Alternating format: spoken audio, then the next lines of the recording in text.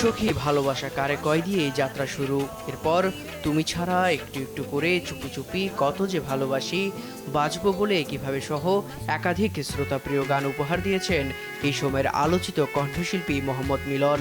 গান দিয়ে খুব অল্প সময়ে শ্রোতাদের মন জয় করে নেওয়া মিলন সম্প্রতি প্রকাশ করেছেন তার নতুন একটি গান। তোমায় আমি ভালোবাসি, দীর্ঘ 9 বছর পর বাংলা গানের জনপ্রিয় কণ্ঠশিল্পী নেন্সির সঙ্গে দ্বৈত গান প্রকাশ করলেন মোহাম্মদ মিলন।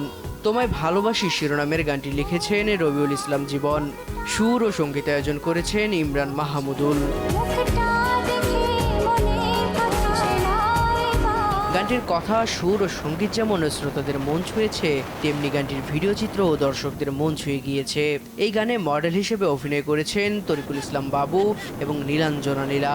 কক্সবাজার ও বান্দরবনের বিভিন্ন লোকেশনে গানটির শুটিং হয়েছে বলে জানা যায়।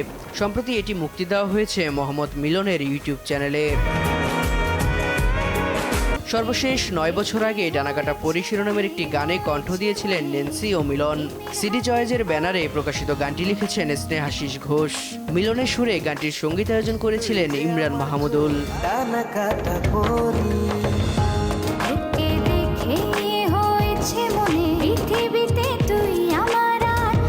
দেব রায় দীপ্ত, দেশ টিভি।